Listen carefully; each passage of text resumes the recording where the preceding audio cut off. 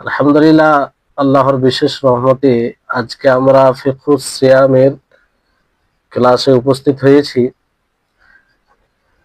আজকের ক্লাসের বিষয় আমরা কয়েকটি বিষয় নিয়ে আলোচনা করব ইনশাআল্লাহ। বিগত ক্লাসে রমজান মাসের সিয়াম ফরজ সেটা নিয়ে আলোচনা হয়েছে এবং সেই সিয়ামের ফজিলত আর সেই সিয়াম না রাখতে গেলে তার পাপ কি এই ব্যাপারে আলোচনা হয়েছে।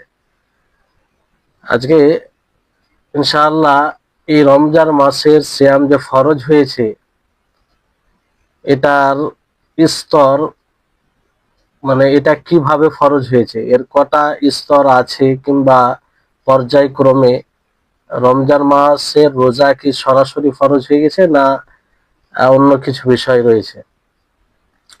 তো এই ব্যাপারে ওলামাগণ বলেন, অনেকে বলেন যে 3টি স্তর রয়েছে রমজান মাসের রোজা ফরজের, আর অনেকে বলেন 4টি স্তর রয়েছে। তো যাই হোক, আমরা 4টি স্তর জানবো।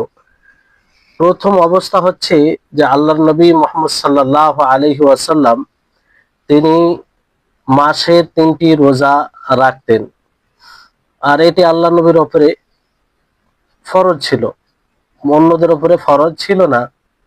তারপরে আল্লাহর নবী আশুরার রোজা তিনি নিজে রাখতেন এবং অন্যদেরকে আদেশ দিতেন। এটা একটা মানে অবস্থা, প্রথম অবস্থা এটা ছিল যে আশুরা রোজা তিনি রাখতেন এবং উম্মতদেরকে রাখার আদেশ দিতেন, এবং এটা এই রোজা ফরজ ছিল, এই রোজা কি ছিল? ফরজ ছিল। দ্বিতীয় স্তর হচ্ছে যে রমজান মাসের সিয়াম রাখতে এবং না রাখতে এই দুটোর মধ্যে ইখতিয়ার ছিল। যার ইচ্ছা হবে সে রোজা রাখবে, আর যার ইচ্ছা হবে সে রোজা রাখবে না, কিন্তু সে প্রত্যেক রোজার প্রত্যেক দিনের পরিবর্তে সে ফিদিয়া দিবে, সিয়ামের ফিদিয়া দিবে। যদি সে সিয়াম রাখার শক্তি থাকে তার, আর তারপরও না রাখে, তো সে ফিদিয়া দিবে।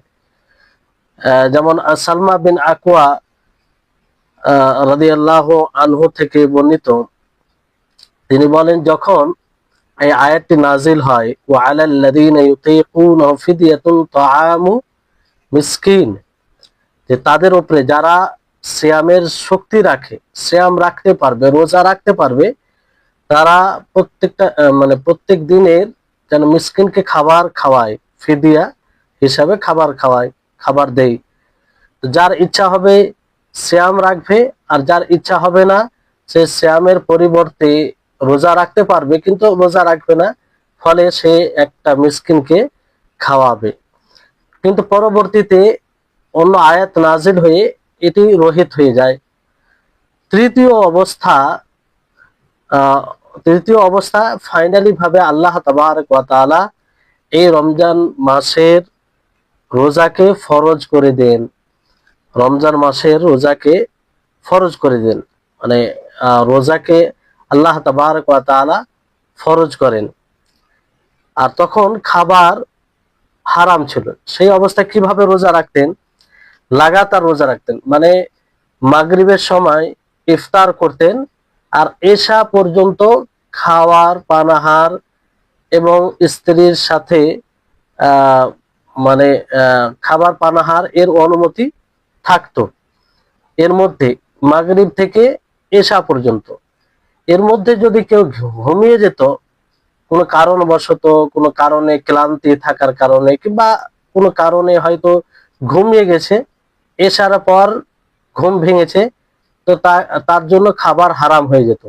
সে আবার পুরো দিন, পুরো রাত, পুরো দিন পার করে আবার মাগরিবের সময় সে খাওয়ার সুযোগ পেত, মানে ইফতার করবে, তারপর ওই মতো মাগরিব থেকে এশা, এইভাবে রোজা রাখা হতো। এটা তৃতীয় অবস্থা ছিল, মানে মাগরিব থেকে এশা পর্যন্ত খাবার ও পানাহারের অনুমতি ছিল। আল্লাহ তাবারক ওয়া তাআলা তারপরে এই আয়াতটি নাজিল করেন, কুলু ওয়াশরাবু হাত্তা ইয়াতাবায়্যানা লাকুমুল খাইতুল আবিয়াদু মিনাল খাইতিল আসওয়াদি মিনাল ফাজর, যে তোমরা খাও এবং পানাহার করো অতক্ষণ পর্যন্ত যতক্ষণ সেই কালো ধাগা থেকে সাদা ধাগা স্পষ্ট হয়ে যাবে, মানে ভোর হয়ে যাবে। রাত্রে কালো অন্ধকার থেকে আহ, আলো হয়ে যাবে, সেই ভোরের সাদা মানে ভোরের আলো দেখা দিবে, তখন পর্যন্ত তোমরা খেতে থাকো। তো এই আয়ের দ্বারা স্পষ্ট করা হলো যে পুরো রাত তখন খাওয়া দাওয়া তাদের জন্য জায়েজ জায়েজ করা হলো।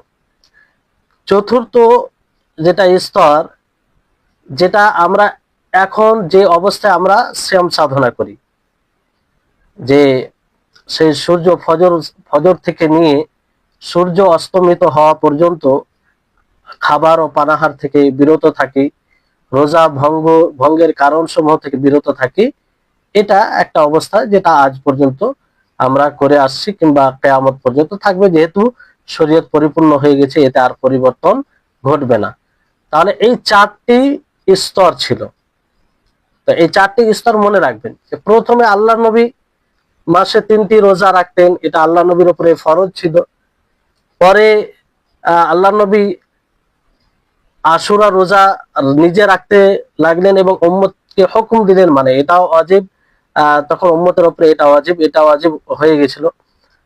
তৃতীয় স্তর হচ্ছে যে রমজান সিয়াম রাখা এবং সিয়াম না রাখার মধ্যে স্বাধীনতা ছিল, ইখতিয়ার ছিল, যে ইচ্ছা করবে রাখবে, আর যে সিয়াম রাখার শক্তি রাখে তারপরও সে যদি ইচ্ছা করে যে আমি রাখবো না, তো তাহলে তাকে ফিদিয়ে দিতে হতো। এটা রহিত হয়ে পরবর্তী সময়ে যেটা অবস্থা হলো সেটা যে রোজা সকলকে রাখতে হবে যাদের শক্তি আছে। আর সেটা কিভাবে, যে মাগরিবে সূর্য অস্তমিত হওয়ার সময় ইফতার করতো, এশা পর্যন্ত খাবার ও পানাহারের অনুমতি থাকতো। আবার এশা থেকে নিয়ে পুরো রাত পুরো দিন যাওয়ার পরে সূর্য অস্তমিত হয়ে ইফতার করতো এইভাবে। এটাও রহিত হয়ে আল্লাহ তাবারক ওয়া তাআলা আয়াত নাযিল করে স্পষ্ট করলেন যে পুরো রাত খাবার ও পানাহারের জন্য, আর পুরো দিন যেভাবে এখন আমরা সিয়াম সাধনা করি। তাহলে এইভাবে রমজান মাসের সিয়ামের ফরজের বিষয় রয়েছে। এখানে যেমন কিছু ঘটনা ঘটেছে, যে যে সময় সাহাবায়ে কেরাম রোজা রাখতেন, সেই মাগরিবে সূর্য অস্তমিত হওয়ার সময় ইফতার করতেন, এশা পর্যন্ত খাওয়া দাওয়া করতেন, তারপরে পুরো রাত পুরো দিন খাবার ও পানাহার থেকে বিরত থাকতেন, কারণ রোজার এটাই বিধান ছিল। তাই এই ব্যাপারে একটি হাদিস আছে, বারা বিন আজিব রাদিয়াল্লাহু তাআলা আনহু থেকে বর্ণিত। তিনি বলেন যে কানা আসহাবু মুহাম্মাদিন সাল্লাল্লাহু আলাইহি ওয়াসাল্লাম ইযা কানা আর-রাজুলু সাইমান ফাহাদারা আল-ইফতারা ফানামা ক্বাবলা আন ইয়াফতুর, যে একজন ব্যক্তি রোজা অবস্থায় ছিল, সে ইফতার করলো কিংবা ইফতারের সময় হলো, ইফতারি তার নিকটে উপস্থিত হলো কিংবা ইফতারের সময় হলো, তার আগে তিনি ঘুমিয়ে যান, ক্লান্তি অবস্থায় ছিল, হয়তো ঘুমিয়ে গেছিলেন। লাম ইয়াকুল লাইলাতাহু ওয়ালা ইয়াওমাহু হাত্তা ইউমসিয়া, তো তিনি পুরো রাত কিছুই খাননি এবং পুরো দিন কিছু খাননি, যেহেতু খাওয়া হারাম ছিল, সন্ধ্যা পর্যন্ত, পরের দিন সূর্য অস্তমিত হওয়া পর্যন্ত। ওয়াইন্না কায়েস বিন সিরমা আল আনসারি কানা সাইমান, আর কায়েস বিন সিরমা আল আনসারি রাদিয়াল্লাহু আনহু তিনিও সাইমরত, রোজা অবস্থায় ছিলেন। তিনার নিকটে ইফতার উপস্থিত হয়, তিনি তার স্ত্রীর নিকটে আসেন, আসার পরে ইফতারের যখন সময় হয় তখন তাকে বলেন যে তোমার নিকটে কি কিছু খাবার আছে, কিছু খাওয়ার জন্য কিছু আছে, আজকের মতো তো নয় যে প্রশস্ত সবসময় খাবার বাড়িতে আছে, কোনো চিন্তাই নেই। তখন তো এই অবস্থা ছিল না, খাবার কোনো সময় বাড়িতে থাকতো, কোনো সময় থাকতো না। তো এইভাবে তিনি জিজ্ঞাসা করলেন স্ত্রীকে যে কোনো খাবার থাকলে নিয়ে এসো। তো তিনি বলেন লা, বাড়িতে তো আমার জানা মতে খাবার নেই, ওয়ালাকিন আনতালিকু ফাআতলুবু লাকা, কিন্তু আমি যাই দেখি তো তোমার জন্য কিংবা আপনার জন্য সন্ধান করি, যদি কিছু পাই তো আমি নিয়ে আসছি। ওয়া কানা ইয়াউমাহু ইয়ামালুহু ইয়ামালু ফাগালাবাতহু আইনাহু, আর সেদিন তিনি পুরো দিন কাজ করে ক্লান্ত ছিলেন, পরিশ্রম করেছিলেন, ফলে উনার চোখ প্রাধান্য পায়, অর্থাৎ ঘুম চলে আসে। ফাজাআতহু ইমরাআতুহু, তো তার স্ত্রী তার নিকটে এসে তাকে দেখেন সে ঘুমিয়ে গেছে। ক্বালাত, তিনি বলেন খিবাতুল্লাহ, তিনি বললেন যে তুমি খাবার এই থেকে বঞ্চিত হয়ে গেলে, বলে আর সে খেতে পেল না। আবার তাকে পুরো রাত পুরো দিন আহ সেই খাবার ও পানাহার থেকে বিরত থাকতে হবে। তো যখন পরের দিন অর্ধ দিন হলো, তো বেহুশ হয়ে যান উনি। চিন্তা করুন, তো ওই সময় খাবার ওই রকম ভাবে ছিল না। তো সে সময় হয়তো কিছু থাকলে কিছু খেত। পুরো দিন পুরো রাত সিয়ামরত অবস্থায় ছিল, তো খাওয়ার আগে তিনি ঘুমিয়ে যান।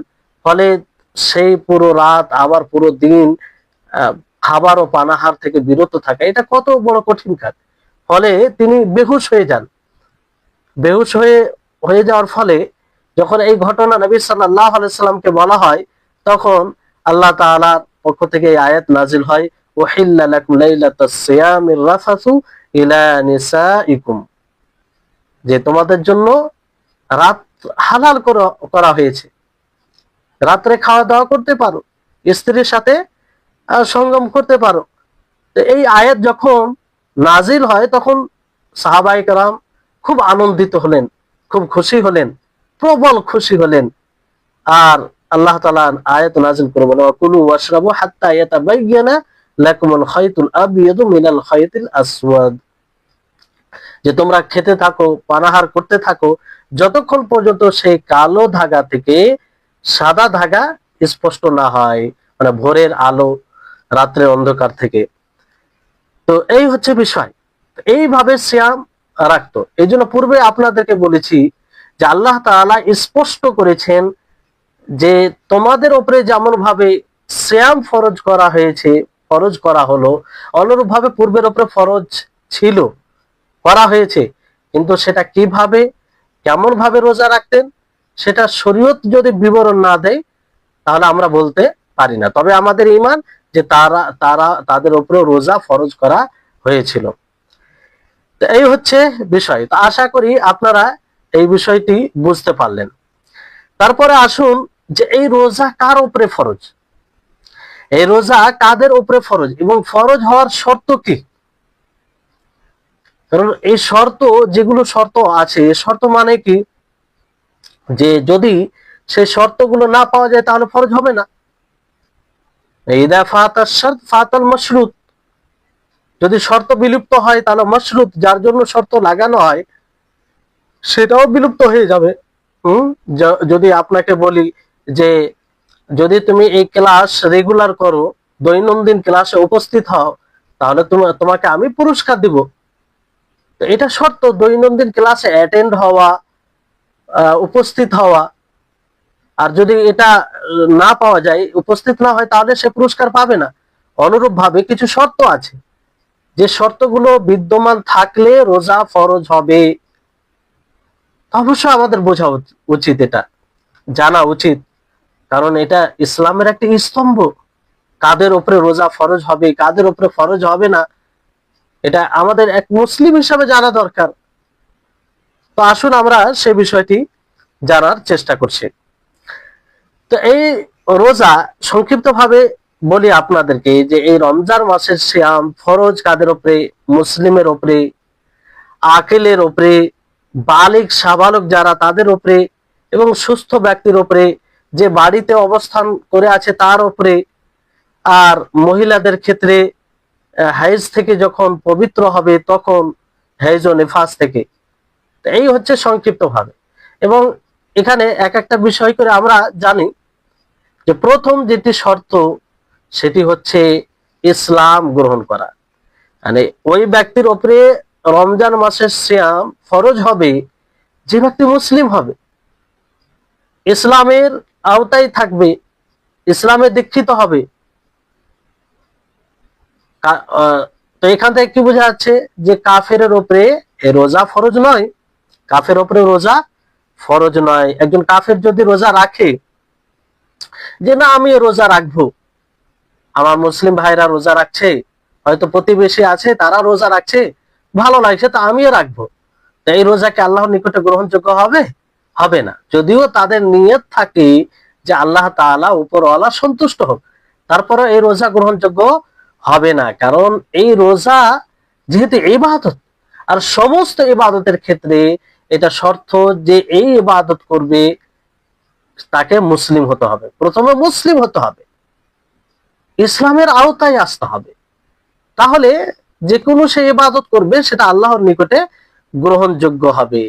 তবে এক্ষেত্রে মনে রাখতে হবে যে যদি কোনো কাফির অমুসলিম রমজান মাসের দিনে, কোন দিনে মধ্য দিনে ইসলাম আর নিয়ে আসে, ইসলাম কবুল করে, ইসলামে দীক্ষিত হয়, তাহলে সে কি করবে? সে বাকি, যেমন ধরুন যে কোনো অমুসলিম যদি দিন 12টার সময় ইসলাম গ্রহণ করে, তাহলে সেই সময় থেকে সে খাবার থেকে বিরত থাকবে, খাবার ও পানাহার থেকে বিরত থাকবে, আর সেই দিনের আর কাজা করতে হবে না। কারণ ইসলামের পূর্বে তো তার উপরে সেম ফরজই ছিল না, শর্তই তার মধ্যে ছিল না, এই জন্য তার কাজার প্রয়োজন নেই। কিন্তু যখন ইসলাম নিয়ে আসবে তখন থেকে তাকে খাবার ও পানাহার থেকে বিরত থাকতে হবে। তো এই হচ্ছে এখানে এই বিষয়টি খেয়াল রাখতে হবে। তারপরে দ্বিতীয় শর্ত যে বালিগ হওয়া, বালিগ হতে হবে, সাবালক হতে হবে। সাবালক যারা নয় তাদের উপরে শরীয়তের বিষয় ফরজ হয় না, মুকাল্লাফ তখনই হয় যখন সাবালক হয়, বালিগ হয়। তবে একটু পার্থক্য করার পরে করলে নেকি পাবে, করলে নেকি পাবে। নবী করিম মুহাম্মদ সাল্লাল্লাহু আলাইহি সাল্লাম এই বিষয়ে বলেন যে মান আসবাহা সাইমান ফালিতিম্মা সাওমাহু। এই ব্যাপারে রুবাই বিনতি মুআউযিদ রাদিয়াল্লাহু আনহা তিনি বলেন যে নবী সাল্লাল্লাহু আলাইহি সাল্লাম নবী সাল্লাল্লাহু আলাইহি সাল্লাম সকালে, আশুরার সকালে কাউকে পাঠান গ্রামের দিকে, আর বলেন যে মান আসবাহা সাইমান ফালিতিম্মা সাওমাহু, যে ব্যক্তি সকাল করলো রোজা অবস্থায় সে যেন নিজের রোজাকে পূর্ণ করে, রোজাকে পূর্ণ করে।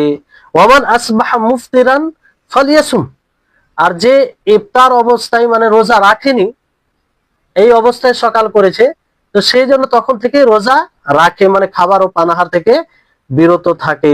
অন্য রিওয়ায়াতে এইভাবে এসেছে যে ফাল ইউমসিক বাকিয়াতা ইয়াউমিহি, যে সে বাকি অংশ, বাকি দিনের যেটা অংশ আছে সেই সময় খাবার ও পানাহার থেকে বিরত থাকবে। তাহলে এখান থেকে এটা স্পষ্ট হচ্ছে যে যদি কোনো ব্যক্তি দিনের মধ্য সময়ে কিংবা দিনে কোনো সময় ইসলাম নিয়ে আসে, তো সেখান থেকে খাবার ও পানাহার থেকে বিরত থাকবে। যেমন আশুরা রোজা, তখন আল্লাহ নবী বললেন এটা, মানে এটাকে ফরজ করা হয়েছিল, তো আল্লাহ নবী এটা আদেশ দিলেন না যে যারা রোজা রাখেনি সকাল থেকে তারা সেই দিনের কাজা করবে, কাজা করার আদেশ দেননি, বরং বললেন যে বাকি অংশ খাবার ও পানাহার থেকে বিরত থাকবে, খাবার ও পানাহার থেকে বিরত থাকবে। তো বালিগ হওয়া এটাও শর্ত। এই ব্যাপারে হাদিসে রয়েছে, আল্লাহ নবী বলেন যে রফি আল কালামু আন সালাসাতিন, যে 3 প্রকার মানুষ হতে কলমকে উঠিয়ে নেওয়া হয়েছে। সে 3 প্রকারের মধ্যে এক প্রকার হচ্ছে যে এমন বাচ্চা যে বালিগ হয়নি, সাবালক হয়নি, যতক্ষণ না সে সাবালক প্রাপ্তবয়স্ক না হয় ততক্ষণ পর্যন্ত তার উপরে কোনো জিনিস ফরজ হয় না। তবে যদি সে রোজা রাখতে পারে, রোজা রাখার শক্তি থাকে, তাকে রোজা রাখার উপরে অভ্যস্ত করতে হবে, তার রোজা বিশুদ্ধ হবে, নেকি পাবে, এবং তার বাবা মা নেকির অধিকারী হবে। অভিভাবকের জন্য এটা জরুরি। এজন্য হাদিসে রয়েছে, সেই হাদিসে যে হাদিসটা আপনাদেরকে বললাম যে ফাকুন্না ক্বালা, তিনি বলেন, মানে রুবাই বিনতে মুআউযিদ তিনি বলেন যে ফাকুন্না নাসুমু ওয়া নুসাউবিমু সিবিয়ানিনা, যে আমরা রোজা রাখতাম, আশুরা রোজা মানে ফরজ করা হয়েছিল তখন, যে আমরা নিজে রোজা রাখতাম এবং আমাদের বাচ্চাদেরকে রোজা রাখাতাম, তাদেরকে রোজা রাখাতাম, রাখতো, তাদেরকেও রোজা রাখতে বলতাম। ওয়ানাজআলু লাহুম আল-লু'বাতা মিনাল ইহিন, এবং তাদের জন্য খেলার জিনিস রাখতাম।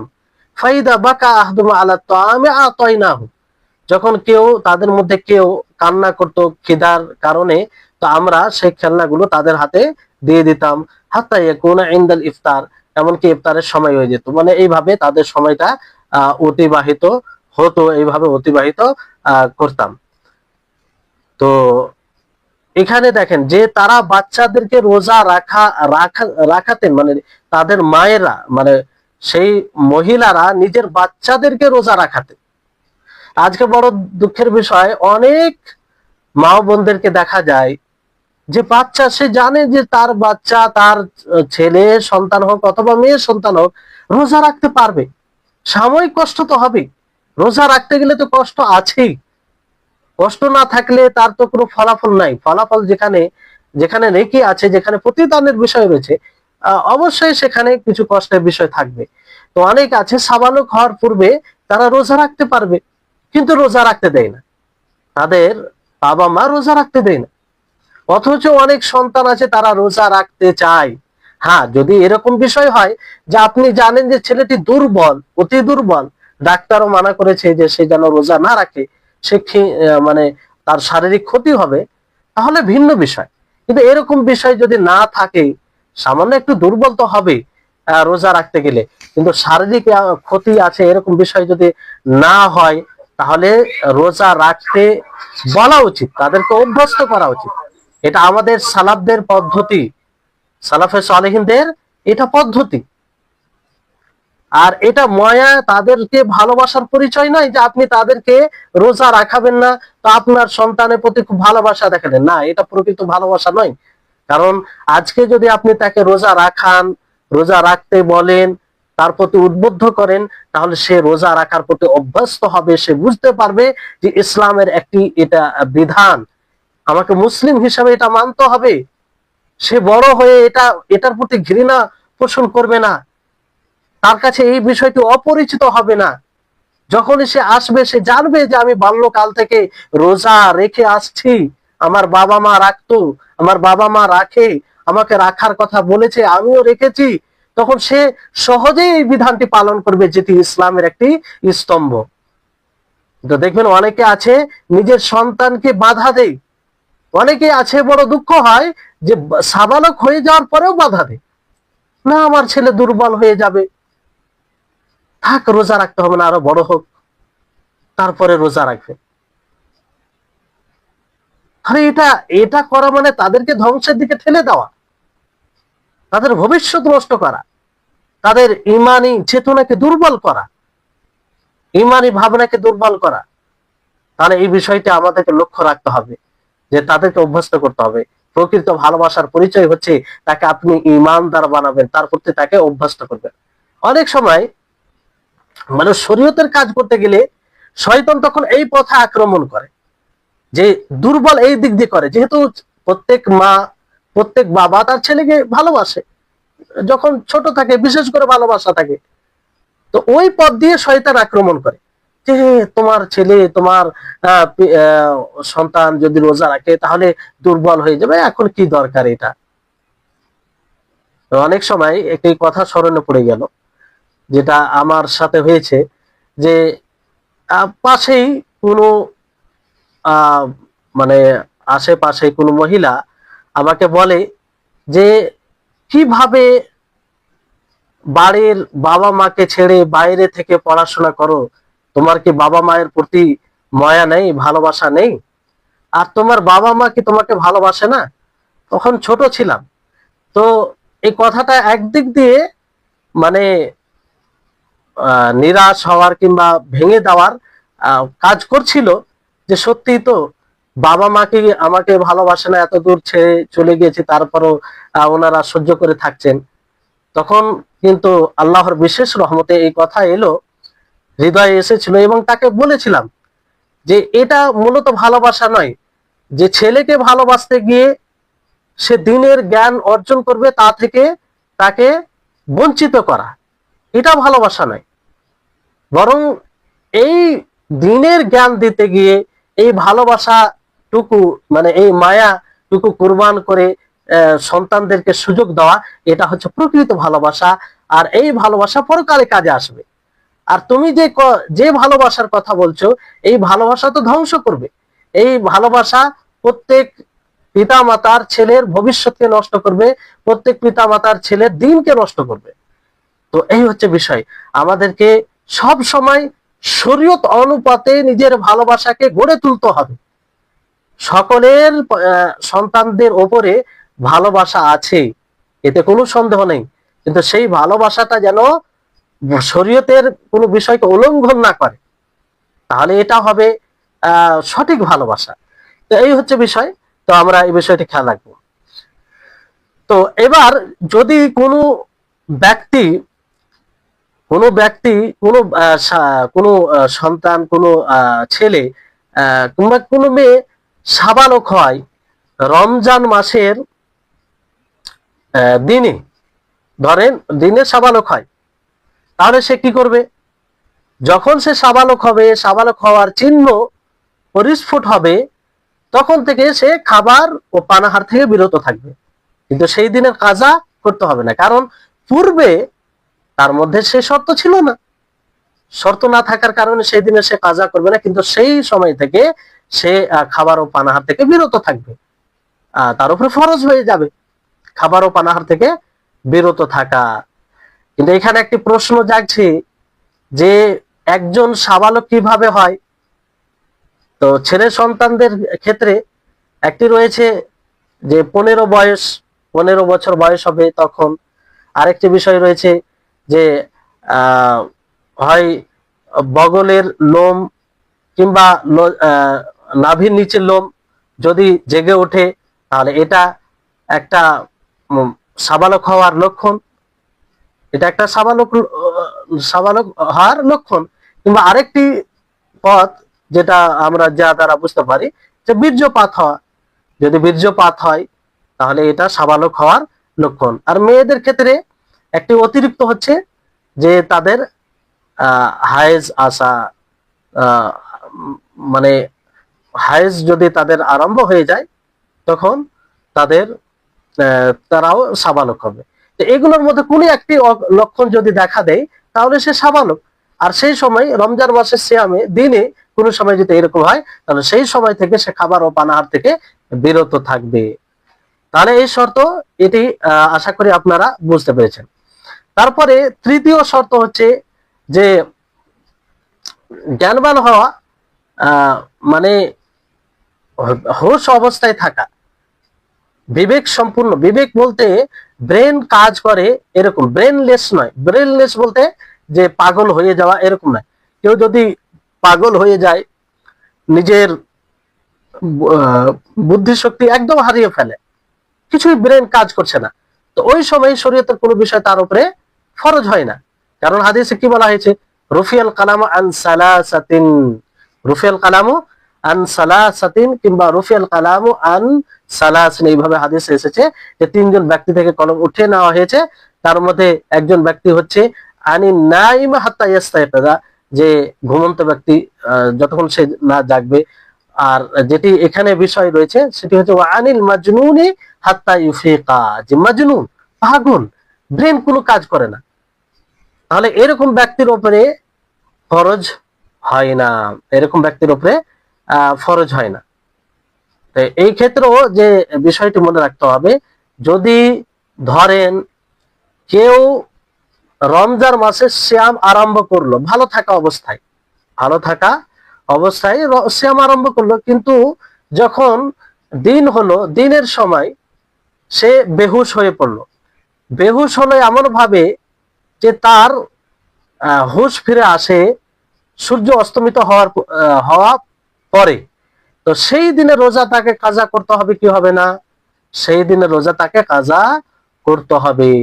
কারণ সে যখন রোজা ধরে তখন তার হোশ ছিল, তখন তার উপরে রোজা ফরজ ছিল, ওই জন্য সেই দিনে রোজা কাজা করতে হবে। কিন্তু একজন ব্যক্তি ধরেন শুরুতেই মানে রোজা যখন রাখবে সেই সময় তার হোশ নেই, সেই সময় তার হোশ নেই, জ্ঞান নেই, কিছুই নেই, তার ব্রেন কোনো কাজ করে না। আর সে ভালো অবস্থায় চলে আসে কখন? দিনের কোনো সময়, দিনের কোনো সময়। তো যখন তার হুঁশ চলে আসবে, জ্ঞান চলে আসবে, তখন থেকে সে খাবার ও পানাহার থেকে বিরত থাকবে, কিন্তু সেই দিনের আর কাজা করবে না। কারণ যে সময় সে রোজা ধরতো কিংবা রোজা আরম্ভ করতো সে সময় তার উপরে যে রোজা ফরজ হওয়া যে বিষয়, যে শর্ত জ্ঞান জ্ঞান জ্ঞানবান হওয়া, সেটা বিলুপ্ত ছিল, ফলে সেদিনের সে কাজা করবে না। তো আশা করি আপনারা বুঝতে পেরেছেন, আর এটাই উত্তম। তারপরে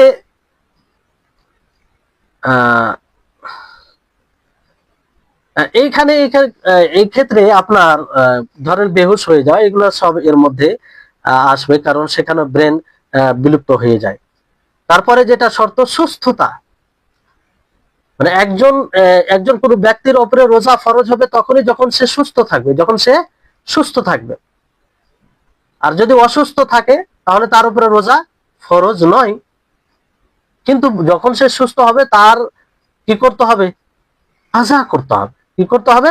কাজা করতে হবে। এর বিধান আসবে পরবর্তী সময়ে, যে কেমন অসুস্থ হলে সে কাজা করবে আর কেমন অসুস্থ হলে সে ফিদিয়া দিবে, এর বিধান পরে আসবে। কিন্তু এখানে শর্ত হিসাবে যে অসুস্থ ব্যক্তি থাকলে যদি রোজা রাখতে গিয়ে তার শারীরিক ক্ষতি হয়, ডাক্তার বলে যে তার রোজা রাখা যাবে না, রোজা রাখতে গেলে তার অসুখ বৃদ্ধি পাবে, তো সেই সময় তার উপরে রোজা ফরজ হবে না, বরং সে পরবর্তী সময়ে রাখবে। আল্লাহ আল্লাহ তাবারক ওয়া তাআলা বলেন, ওয়া মান কানা মারিদান আও আলা সাফারিন ফাইদ্দাতুম মিন আইয়ামিন উখার, যে ব্যক্তি অসুস্থ হবে অথবা মুসাফির হবে, সে অন্য দিনে, সে কোনো অন্য দিন গণনা করবে, মানে অন্য দিনে রোজা রাখবে।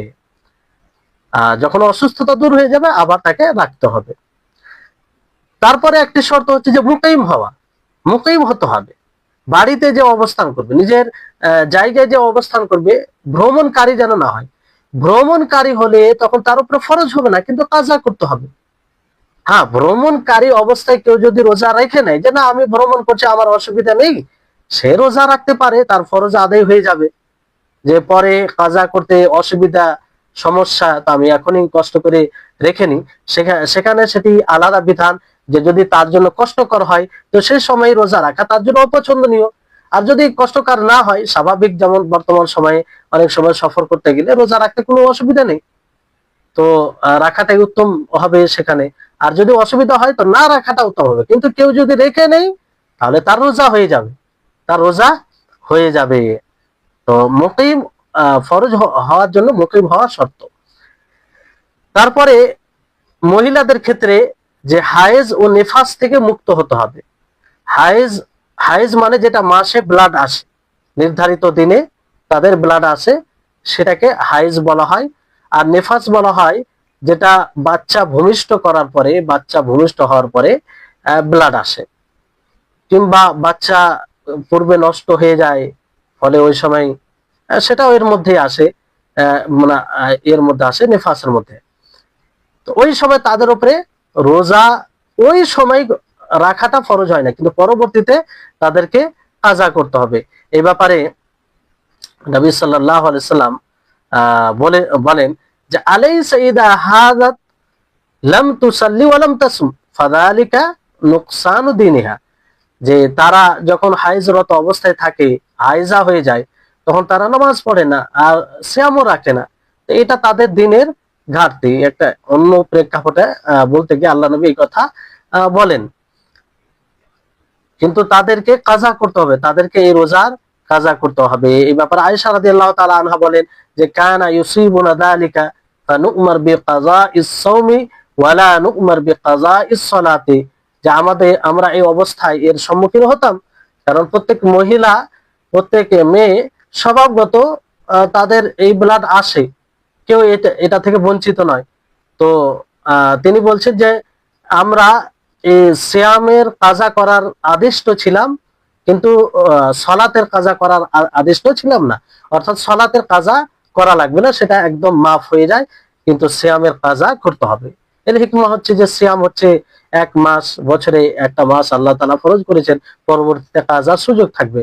আর যদি সলাতের কাজার হুকুম দেওয়া হয় তাহলে তো সমস্যায় পড়ে যাবে। প্রত্যেক মাসে 6 দিন, 7 দিন, 8 দিন এরকম যদি থাকে, তো 8 দিনের সালাতের কাজা করতে কত অসুবিধা, কত বড় একটা অসুবিধা। এই কারণে সেটা আল্লাহ তাআলা মাফ করেছেন।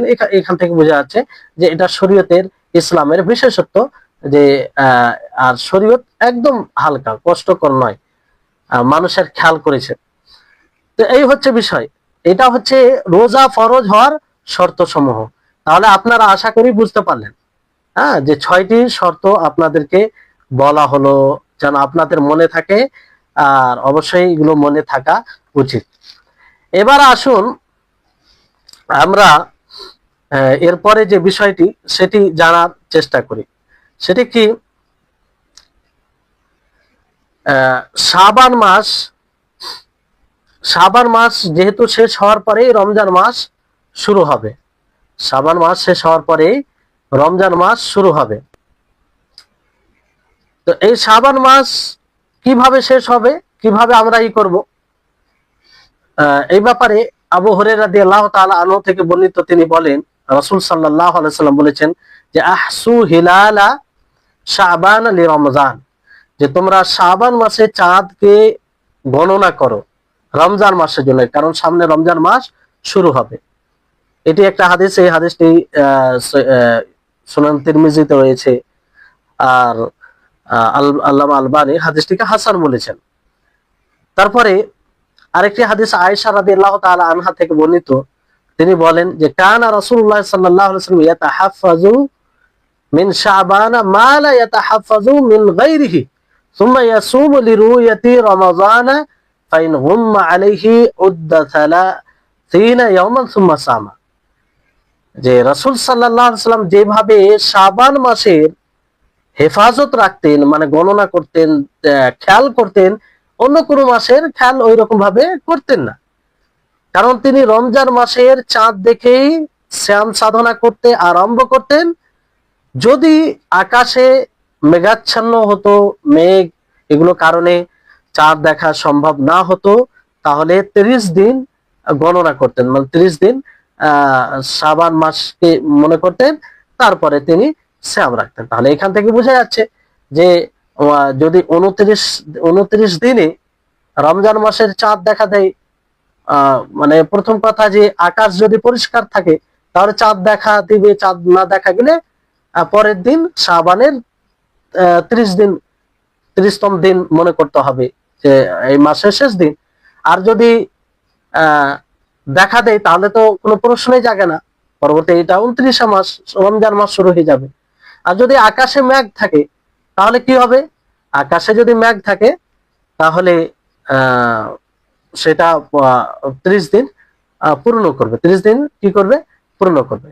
এই হচ্ছে এই বিষয়ে এটি শাবান মাসের ক্ষেত্রে এটি আমাদেরকে খেয়াল করতে হবে। রমজান মাস নির্ধারণ কিভাবে করতে হবে, এই ব্যাপারে আল্লাহ তাবারক ওয়া তাআলা কোরআনুল কারীমে আয়াতে বলে যে ফামান শাহিদা মিনকুমুশ শাহরা ফালিয়াসুমহু, ফামান শাহিদা মিনকুমুশ শাহরা ফালিয়াসুমহু, যে তোমাদের মধ্যে যে ব্যক্তি এই রমজান মাসকে পাবে সে যেন সেই রমজান মাসের সিয়াম পালন করে। রমজান মাসের কি পালন করে, সিয়াম পালন করে। ইবনে ওমর রাদিয়াল্লাহু তাআলা আনহু থেকে বর্ণিত, তিনি বলেন যে ইদা রাআইতুমুহু ফাসুমু ওয়া ইদা রাআইতুমুহু ফাআফতিরু ফাইন গুম্মা আলাইকুম ফাকদুরু লাহু, যে তোমরা যখন চাঁদ দেখবে তো তোমরা সিয়াম সাধনা করবে, রোজা রাখবে, আর যখন তোমরা চাঁদ দেখবে তো তোমরা ইফতার করবে, মানে শাওয়াল মাসে। ফাইন গুম্মা আলাইকুম, আর যদি আকাশে মেঘ থাকে, ফাকদুরু লাহু, তাহলে তোমরা গণনা করো, কি করো, মাস গণনা করো। তো মাস হয় 29 মাস হবে, না হয় 30 মাস হবে। চাঁদের যেটা মাস 29-এর কমও হবে না, আর 30-এর বেশিও হবে না, দুটো দিনের মধ্যে একটা দিন মাস পূর্ণ হবে। এই ব্যাপারে আরো হাদিস রয়েছে, যেমন যে হাদিসটা আপনাদেরকে বলা হলো সেটা আপনার সহিহ বুখারী সহিহ মুসলিমের হাদিস, সহিহ বুখারী সহিহ মুসলিমের হাদিস। তারপর ইবনে ওমর থেকে আরো বর্ণিত রয়েছে যে তিনি বলেন আশ-শাহরু 29 লাইলা, যে মাস 29 দিনের। ফালা তাসুমু হাত্তা তারাহু, তো তোমরা সিয়াম সাধনা করো না যতক্ষণ পর্যন্ত তোমরা চাঁদ না দেখবে। ফাইন গুম্মা আলাইকুম ফাআকমিলুল ইদ্দাতা 30, যদি আকাশে মেঘ থাকে কিংবা কোনো কারণে আকাশে বাধা আসে, যা না দেখা দেয়, পরিষ্কার পরিষ্কার না থাকে আকাশ, তো তোমরা 30 দিন পূর্ণ করো, 30 দিন পূর্ণ করো। এই হাদিসটিও আপনার সহিহ বুখারীর হাদিস, সহিহ বুখারীর হাদিস। তাহলে এখান থেকে স্পষ্ট বিষয় যেটা আপনারা বুঝতে পেরেছেন, যে যদি আকাশ পরিষ্কার থাকে তাহলে চাঁদ দেখবেন, চাঁদ দেখবেন 29 দিনে, না দেখা গেলে পরের দিন শাবানের দিন গণ্য হবে, এতে কোনো বিষয়ই নেই। আর যদি আকাশে মেঘ থাকে তাহলে সেটাকে গণনা করবেন শাবান মাসের মধ্যে, আর যদি চাঁদ দেখা দেয় তো কোনো সমস্যা নেই। কিন্তু এখানে একটি গুরুত্বপূর্ণ বিষয় যেটা আমাদেরকে খেয়াল রাখতে হবে, যে চাঁদ দেখার বিষয়ে আমরা কোনো সময় জ্যোতির্বিদ্যার উপরে নির্ভর করতে পারি না। চাঁদ দেখার মাধ্যমে নির্ণয় হবে, মানে গ্রহণযোগ্য দেখা হচ্ছে চাঁদকে দেখা, কোনো জ্যোতির্বিদ্যার মাধ্যমে, কোনো অন্য কোনো বিষয় জ্ঞানের মাধ্যমে এটা নির্ণয় করা যাবে না। কারণ আব্দুল্লাহ ইবনে ওমর রাদিয়াল্লাহু তাআলা আনহু থেকে বর্ণিত, মানে এই ব্যাপারে মানুষ অনেক সময় দ্বিধায় থাকে। যেমন কোন সময় জ্যোতির্বিদ্যার সাহারা নেই, কিংবা চাঁদ উদিত হওয়ার স্থানকে নিয়ম বানিয়ে নেয়, এরকম হয়। তো আমরা যেহেতু ইসলামের বিধানকে পালন করব, ইসলাম যে বিধানটি আমাদেরকে দিয়েছে সেটা মানতে আমরা বাধ্য, সেটা মানতে আমরা বাধ্য। আর ইসলামের অনেক বিধান সেটা চাঁদের সাথে সম্পৃক্ত। যেমন আপনি রমজান মাসের সিয়াম বলেন, হজ বলেন, ইদ্দত বলেন, এগুলো ক্ষেত্রে চাঁদকেই লক্ষ্য রাখতে হবে, চাঁদের উপরেই নির্ভর করে, চাঁদের সাথে সম্পৃক্ত এটা বিষয়। এখানে জ্যোতির্বিদ্যা সে কোনো লক্ষণ বললো কিংবা এরকম কোনো একটা বললো, তার কথাই এটা চলবে না। কারণ এই ক্ষেত্রে নবী করিম মুহাম্মদ সাল্লাল্লাহু আলাইহি সাল্লাম বলেন ইন্না উম্মাতু উম্মিয়াহ লা নাকতুবু ওয়ালা নাহসুবু আশ-শাহরু হাকাযা ওয়া হাকাযা, মানে কি, যে আমরা নিরক্ষর নিরক্ষর জাতি, লিখতেও জানি না, গণনা করতেও জানি না, মাস হলে এভাবে এভাবে। মানে আল্লাহ নবী বলতে চাইলেন যে মাস, ইশারা করে বললেন যে হয় 29 মাস হবে, না হয় 30 মাস হবে। এই জ্যোতির্বিদ্যা কিংবা আর কিছু বিষয়, এগুলো আমাদের দেখার প্রয়োজন নেই। আল্লাহ নবী এটা এখানে বলতে চেয়েছেন। তাহলে গ্রহণযোগ্য যেটা দেখা সেটা চাঁদ দেখতে হবে, আর সকলে এতে একমত। অতীতে বর্তমানে এর বিরুদ্ধে কেউ যায়নি, এর বিরুদ্ধে কেউ যায়নি। আর কেউ যদি গিয়েও থাকে তাহলে সেটা ধরার বিষয় নাই, কারণ পূর্বে এটা এর প্রতি ইজমা হয়ে আছে, আর এখন পর্যন্ত সকলে বিরল ভাবে কেউ যদি আলাদা মতে যায় তাহলে সেটা আলাদা বিষয়। তাহলে রমজান মাস, এখানে এটা এই বিষয়টি আপনাদের নিকটে স্পষ্ট, যে চাঁদ দেখার বিষয়ে আসল যেটা গ্রহণযোগ্য হচ্ছে সেটা চাঁদ দেখতে হবে, কোনো অন্য কিছু সাহারা, জ্যোতির্বিদ্যা, এগুলো সাহারা নেওয়া যাবে না, কোনোভাবে নেওয়া যাবে না। তারপরের বিষয় আসছে যে রমজান মাসে চাঁদ দেখার ব্যাপারে একজন নির্ভরযোগ্য ব্যক্তির সাক্ষ্য প্রসঙ্গে, একজন নির্ভরযোগ্য, কজন নির্ভরযোগ্য সাক্ষ্যর প্রয়োজন রমজান মাসে চাঁদ দেখার ব্যাপারে, এই বিষয়টি আমাদের সকলকে জানা উচিত। এই বিষয়ে আব্দুল্লাহ ইবনে ওমর রাদিয়াল্লাহু তাআলা আনহুমা থেকে বর্ণিত, তিনি বলেন যে তারা আন-নাসুল হিলালা ফাআখবারতুন নবী সাল্লাল্লাহু আলাইহি ওয়াসাল্লাম আন্নী রাআইতুহু ফাসামাহু ওয়া আমারান নাসা বিসিয়ামিহি, যে মানুষ চাঁদ দেখার প্রচেষ্টা করলো, মানুষ চাঁদ দেখার প্রচেষ্টা করলো, কিন্তু তারা চাঁদ দেখতে পেল না। আমি চাঁদ দেখতে পেলাম, তো আমি নবী সাল্লাল্লাহু আলাইহি সাল্লামকে খবর দিলাম যে আমি চাঁদ দেখেছি। তো আল্লাহর নবী আমার কথা শুনে, আমার খবর শুনে তিনিও রোজা রাখলেন এবং মানুষকে রোজা রাখার আদেশ দিলেন, মানুষকে রোজা রাখার আদেশ দিলেন। তো এখানে এই হাদিস থেকে এটা স্পষ্ট হচ্ছে যে কোনো এক ব্যক্তি যদি এই চাঁদ দেখার খবর দেয় তাহলে সেটা গ্রহণযোগ্য হবে। এই হাদিস থেকে এটা বোঝা যাচ্ছে। কিন্তু আরেকটি হাদিস আছে যেটা, যেখানে যে হাদিস থেকে এটা স্পষ্ট ভাবে বোঝা যাচ্ছে যে এক ব্যক্তির সাক্ষ্য দ্বারা এটা মানা যাবে না।